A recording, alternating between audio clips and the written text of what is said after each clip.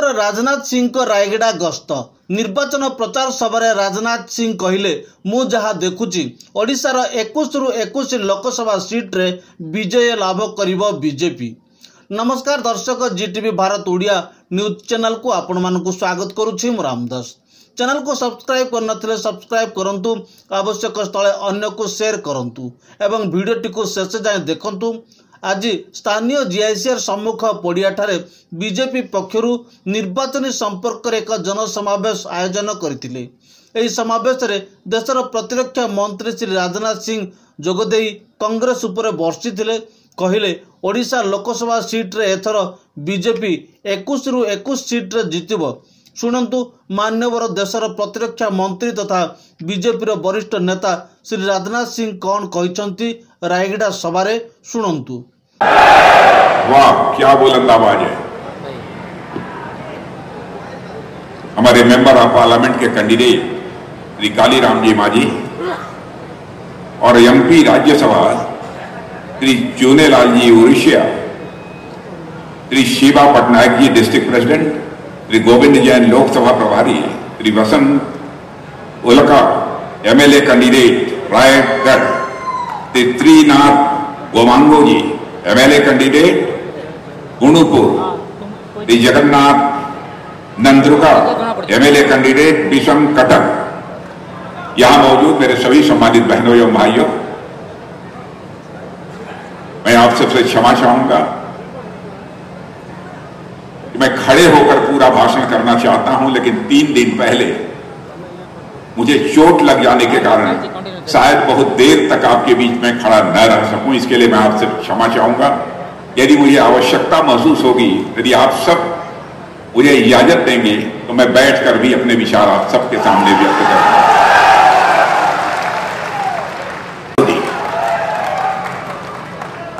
और जानते हैं, दुनिया के बड़े बड़े अर्थशास्त्री अब यह दावा कर रहे हैं कि यदि मोदी जी आगे भी प्रधानमंत्री के रूप में काम करते रहे, बदला बदला सा नजारा।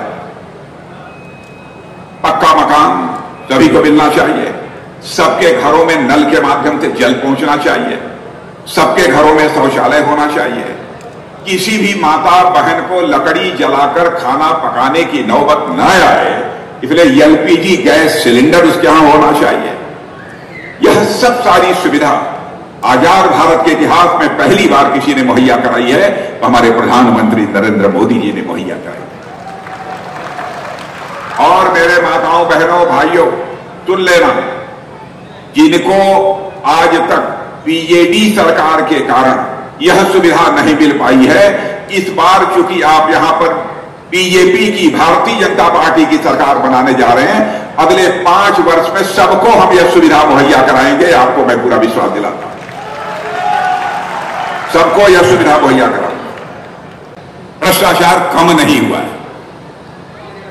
और मैं याद दिलाना चाहता हूं आपको कि एक बार राजीव गांधी जी ने भाषण देते हुए कहा था क्या करें हम, भ्रष्टाचार इतना बढ़ गया है, हम दिल्ली से 100 पैसा भेजते हैं तो लोगों के पास बामुश्किल 15 पैसा पहुंचा कर दिए। और मैं कहना चाहता हूं, बहनों भाइयों, ध्यान से सुनिए मेरी बात।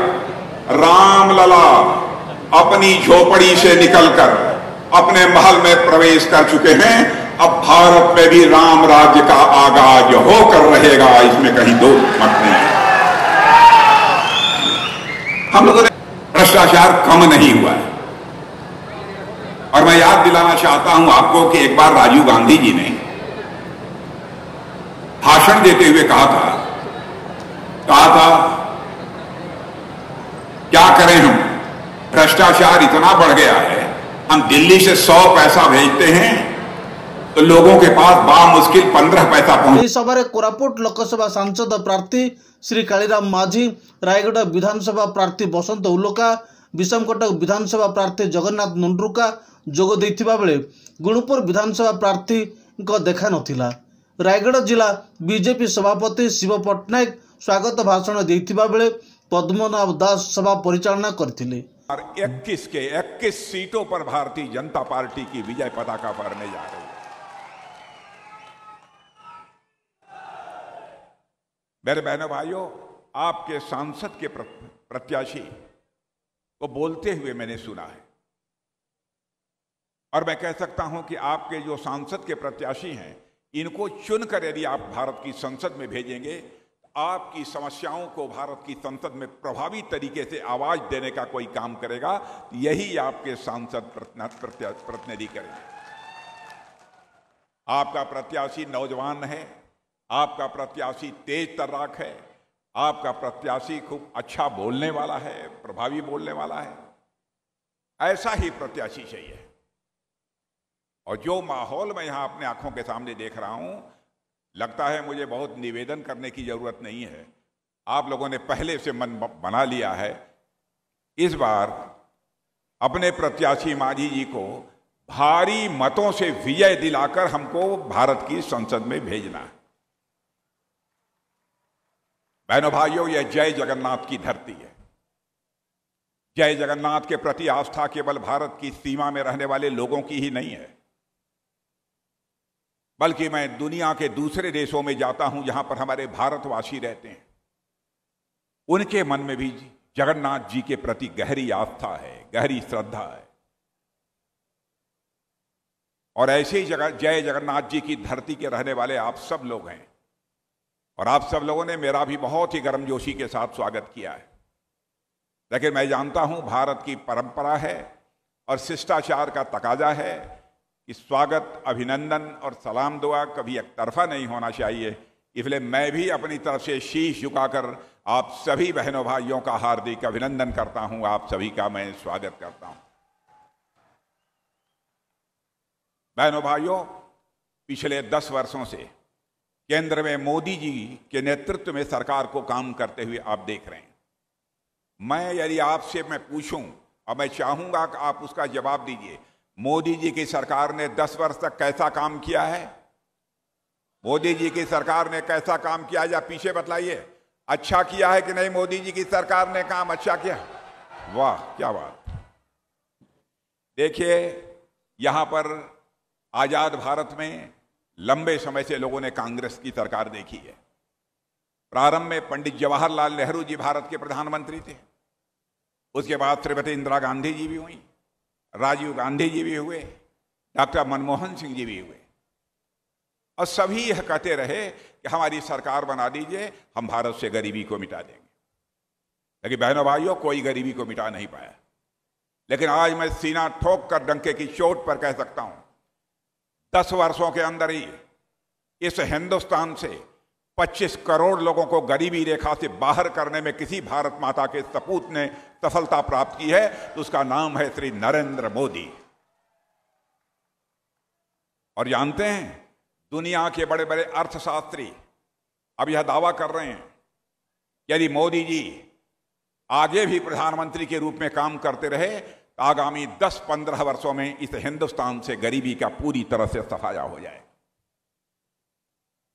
अभी तक तो केवल 25 करोड़ लोगों को गरीबी रेखा से बाहर किया है। मैं जानता हूं, इसी उड़ीसा में मैं आता था, बड़ी संख्या में गरीबों का हुजूम हमको दिखाई देता था। लेकिन अब मैं देख रहा हूं, पहले की अपेक्षा उड़ीसा कुछ मुझे बदला बदला सा नजर आता है। पक्का मकान सभी को मिलना चाहिए, सबके घरों में नल के माध्यम से जल पहुंचना चाहिए, सबके घरों में शौचालय होना चाहिए, किसी भी माता बहन को लकड़ी जलाकर खाना पकाने की नौबत न आए, इसलिए एलपीजी गैस सिलेंडर उसके यहां होना चाहिए। यह सब सारी सुविधा आजाद भारत के इतिहास में पहली बार किसी ने मुहैया कराई है, तो हमारे प्रधानमंत्री नरेंद्र मोदी जी ने मुहैया कराई है। और मेरे माताओं, बहनों, भाइयों, सुन लेना, जिनको आज तक बीजेडी सरकार के कारण यह सुविधा नहीं मिल पाई है, इस बार चूंकि आप यहां पर बीजेपी की, भारतीय जनता पार्टी की सरकार बनाने जा रहे हैं, अगले 5 वर्ष में सबको हम यह सुविधा मुहैया कराएंगे। आपको मैं पूरा विश्वास दिलाता हूं, सबको यह सुविधा मुहैया कराऊंगा। और आयुष्मान भारत, हमारे प्रधानमंत्री ने एक व्यवस्था की थी, गरीब जब बीमार हो जाता है तो अपना इलाज करने के लिए उसके पास पैसा नहीं होता है, दर दर की ठोकर खाता है, पैसा न होने के कारण, दवा न खरीद पाने के कारण वह दम तोड़ देता था। तो उन्होंने आयुष्मान भारत की योजना शुरू की और कहा कि 5 लाख रुपए तक का मुफ्त इलाज होगा। मैं जानता हूं यहां की सरकार ने बहुत सारे लोगों को आयुष्मान भारत की यह सुविधा नहीं दी है। यहां की सरकार ने, बीजेडी की सरकार ने यह सुविधा बहुत लोगों को नहीं दी है। लेकिन जिनको मिलनी चाहिए आयुष्मान भारत की सुविधा, मेरी बात सुन लीजिए, जिनको नहीं मिली है, यहां पर बीजेडी की सरकार बन जाने के बाद और दिल्ली में मोदी जी की सरकार बन जाने के बाद 1 साल 1.5 साल के अंदर ही हम सबको यह सुविधा मुहैया कराएंगे, मैं आपको विश्वास दिलाता हूं। और 70 साल की उम्र, 70 साल की उम्र जिनकी हो गई है, 70 साल और उसके ऊपर, घर के आपके पिता होंगे, आपकी माता होंगी, आपके दादा होंगे, दादी होंगी, बहुत सारे लोग होंगे, चाहे वह कितनी भी आमदनी उनकी क्यों न होती हो, चाहे गरीब हो अमीर हो। हमारे प्रधानमंत्री ने फैसला किया है अब सबको 5 लाख रुपए तक की मुफ्त इलाज की व्यवस्था की जाएगी। यह कोई छोटी उपलब्धि नहीं है, ऐसी बहुत सारी चीजें। और बहनों भाइयों, आप जानते हैं भारतीय जनता पार्टी हिंदुस्तान की एक ऐसी राजनीतिक पार्टी है जो कहती है वह करती है। हमारे कहने और करने में कभी अंतर नहीं रहा है। लेकिन आपने देखा होगा कांग्रेस के नेताओं ने, बीजेडी के नेताओं ने आश्वासन तो आपको बहुत सारे दिए, लेकिन मैं समझता हूं आंशिक रूप से भी अपने आश्वासनों को पूरा कर दिया होता तो शायद आज हमारा यह उड़ीसा गरीब उड़ीसा न होता, बल्कि हमारा यह उड़ीसा धनवान उड़ीसा बन गया होता। लेकिन भरोसा तो दिया, आश्वासन दिया, लेकिन आश्वासनों को पूरा नहीं किया। हम जो कहते हैं सब करते हैं। जैसे हम लोगों ने कहा हमारी सरकार बन जाएगी, जम्मू कश्मीर इसी देश का एक राज्य है, उसे धारा 370 के अंतर्गत एक विशेष अधिकार प्राप्त था। हम लोगों ने कहा कि यदि हमारी सरकार बन गई तो धारा 370 को हम चुटकी बजाकर समाप्त कर देंगे, और आपने देखा कि हमने धारा 370 को समाप्त कर दिया, क्योंकि हमने आपसे वादा किया था। हम लोगों ने कहा था दिल्ली में हमारी सरकार बना दीजिए, मोदी जी को प्रधानमंत्री बना दीजिए, अयोध्या की धरती पर भव्य राम का मंदिर बनने से हमें दुनिया की कोई ताकत रोक नहीं सकती है। और मुझे याद है कि पहले जब हम लोग नारा लगाते थे कि राम लला हम आएंगे, मंदिर यहीं बनाएंगे, तो कांग्रेस के लोग कहते थे यह भाजपा वाले धोखा दे रहे हैं जनता को। कहते तो हैं राम लला हम आएंगे, मंदिर हम वहीं बनाएंगे, लेकिन तारीख नहीं बताएंगे। और बहनों भाइयों, आपने देखा कि वह दिन आ गया 22 जनवरी, रामलला अपनी कुटिया से निकलकर अपने महल में प्रवेश कर चुके हैं, और हमारे प्रधानमंत्री ने धर्माचार्यों के मार्गदर्शन में उनकी प्राण प्रतिष्ठा कर दी है। और मैं कहना चाहता हूं, बहनों भाइयों ध्यान से सुनिए मेरी बात, रामलला अपनी झोपड़ी से निकलकर अपने महल में प्रवेश कर चुके हैं। अब भारत में भी राम राज्य का आगाज होकर रहेगा, इसमें कहीं दो मत नहीं है। हम लोगों ने जो कहा सो किया। अब 3 तलाक को समाप्त करने की बात हम लोगों ने कही। लोगों ने कहा था अब यह दूसरे धर्म के लोगों का मामला है, आप 3 तलाक क्यों समाप्त करेंगे? यह तो हिंदुओं का मामला नहीं है, मुसलमानों का मामला नहीं। तो बहनों भाइयों, हमने कहा कि हिंदू, मुसलमान, ईसाई सभी हमारे लिए बराबर हैं, सभी हमारे लिए बराबर हैं।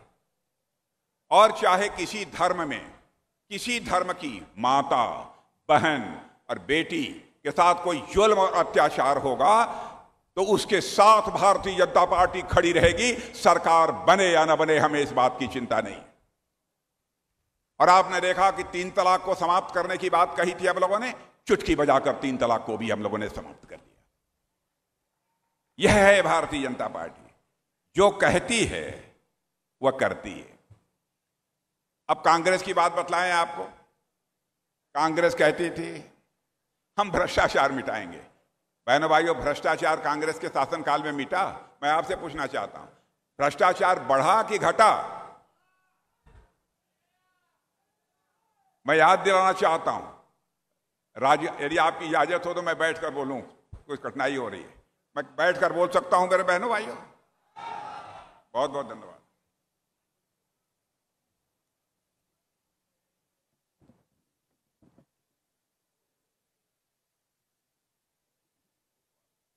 उसको आप कर दीजिए। हाँ, बस ठीक है।